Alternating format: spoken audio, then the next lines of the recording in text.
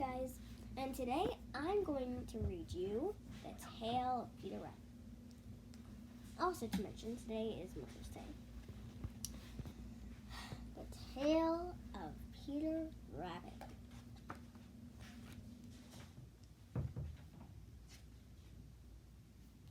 Once upon a time, there were 4 little rabbits. Their names were Flopsy, Mopsy, Cottontail, and Peter. They lived with their mother under a sandbank, and underneath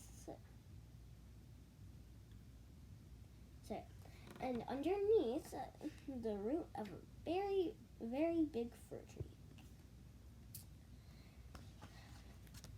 Oh, sorry.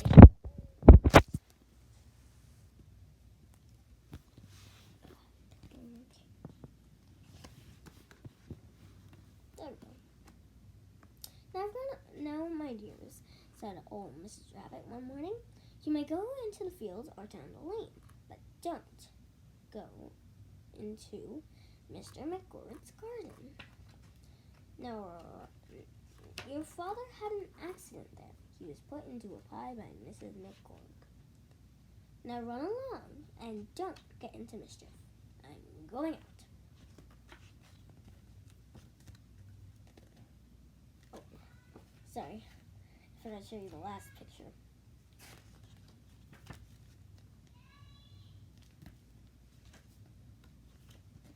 Then old Mrs. Rabbit took a basket and her umbrella and went through the wood to the baker's. She bought a loaf of brown bread and 5 currant buns.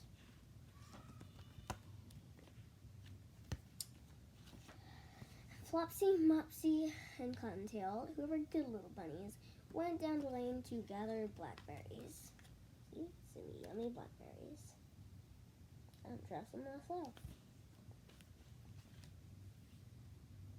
But Peter, who was very naughty, ran straight away to Mr. McGorg's garden and squeezed under the gate.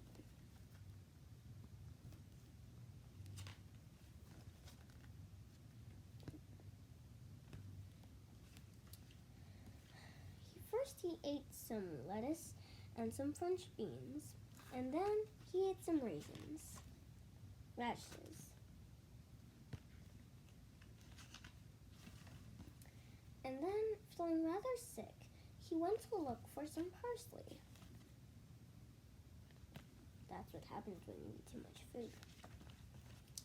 But round the end of a cucumber frame, whom should he meet but Mr. McGorg?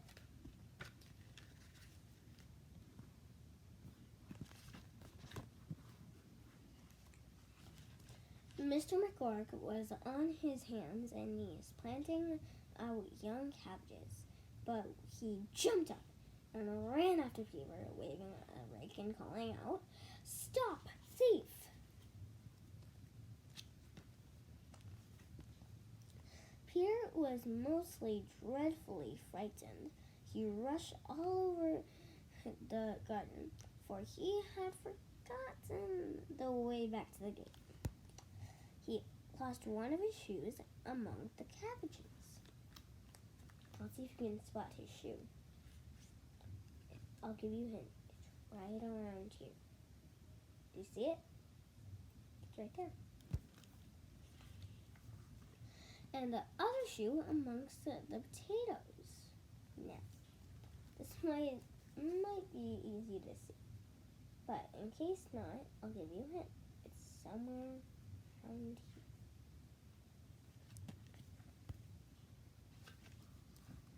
After losing them, he ran on 4 legs and went faster. So that I think he might have got away a lot altogether if he had not unfortunately ran into a gooseberry net and got caught by the large buttons on his jacket. It was a blue jacket with a brass buttons, quite new.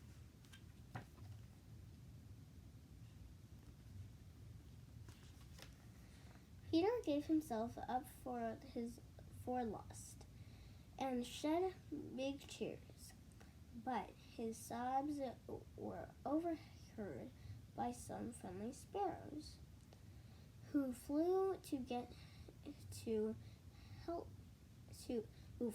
him in great excitement and implored him to exert himself.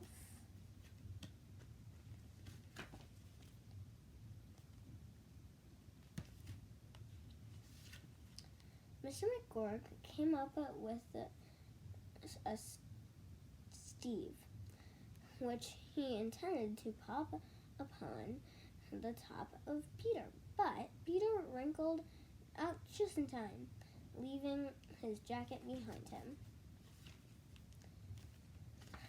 Isn't that wonderful?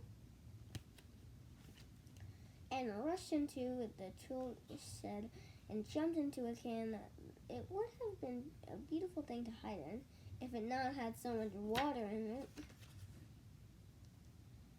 Mr. McGurk was quite sure that Peter was somewhere in the tool shed, perhaps hidden underneath a flower pot. Carefully began to turn them over carefully, looking underneath each. Presently, Peter sneaked coo. Mr. McGurk was after him in no time.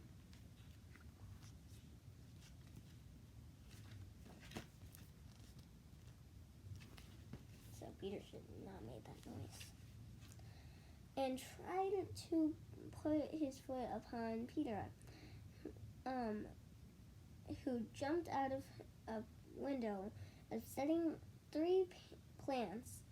The window was too small for Mr. McGurk, and he was tired of running after Peter. He went back to his work. No, but Now to do Mario. Oh, yeah, you can do Mario. Sorry, hold on.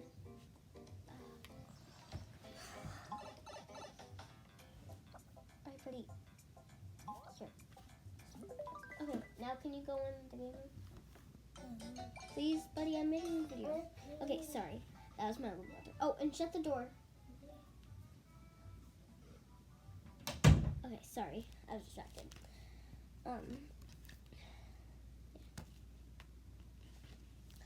Peter sat down to rest. He was out of breath and trembling with fright. He had not the least idea which way to go. Also, he was very damp with sitting in that can.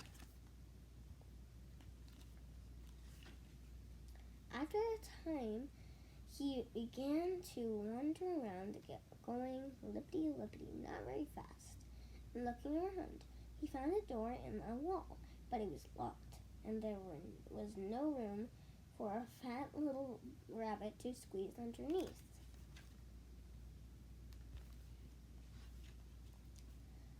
An old mouse was running in and out, carrying peas and beans to her family in the wood. Peter asked her the way to the gate, but she had such a large pea in her mouth that she could not answer. She only shook her head at him. Peter began to cry.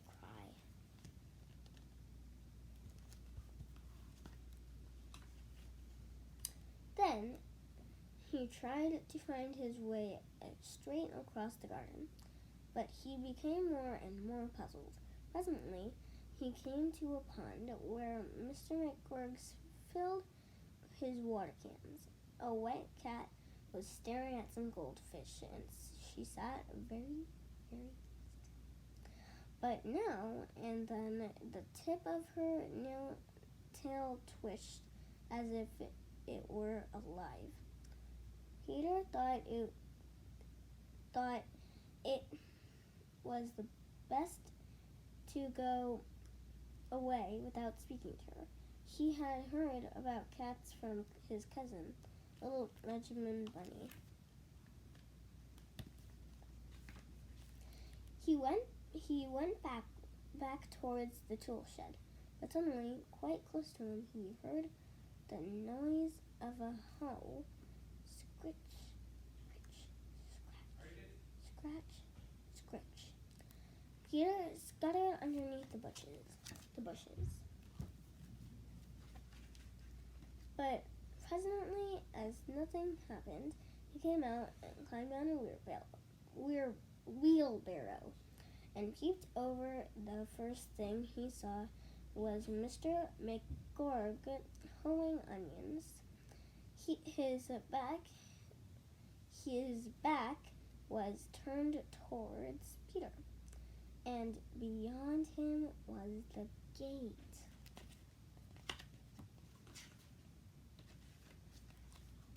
Peter got down very quietly off the wheelbarrow and started running as fast as he could along a straight walk behind some blackberry currant bushes.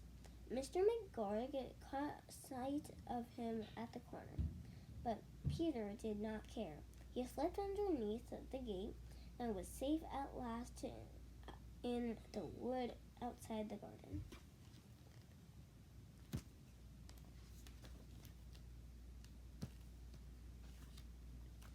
Mr. McGorg hung up the little jacket and the shoes for a scarecrow to frighten the blackbirds. That doesn't look like a scarecrow, does it? Just with the shoes. You can see the strings. Besides, the birds aren't even scared of it. Anyway, Peter never stopped running or looked behind him till he got home to the big fir tree.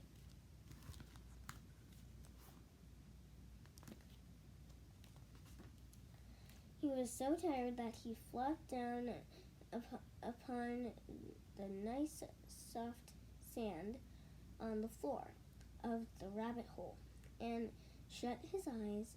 His mother was busy cooking. She wondered what he had done with his clothes. It was the second little jacket and a pair of shoes that Peter had lost in a fortnight. Wait, do you see these two little bunnies? Do you hear what they're doing? I'm sorry to say that Peter was not very well during the evening. His mother put him to bed and made him some chamomile tea, and she gave a dose of it to Peter, 1 tablespoon to be taken at bedtime. But Flopsy, Mopsy, and Cottontail had bread and milk and blackberries for supper.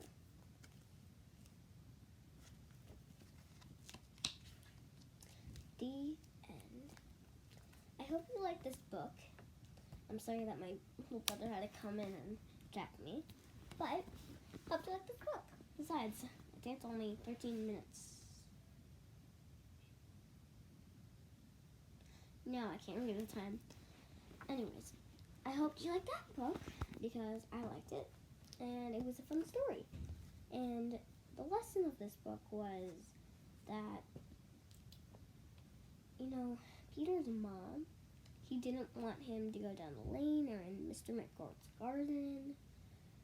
Well, she wanted him to go down the lane, but not in Mr. McGorg's garden.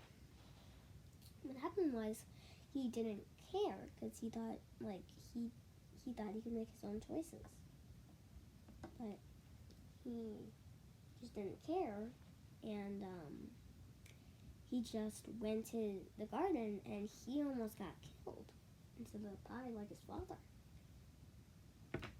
Now, I like this book just like I like the lesson.